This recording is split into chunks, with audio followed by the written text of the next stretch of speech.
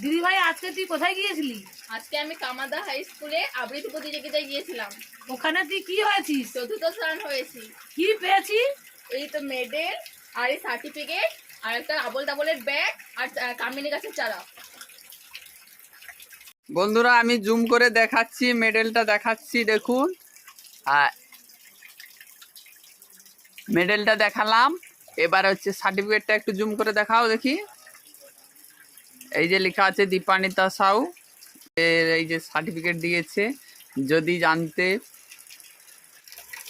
কি বৃষ্টিতে ভিজে ভিজে আমি গিয়েছিলাম, চতুর্থ স্থান হয়েছি। বাইরে কি বৃষ্টি হচ্ছে,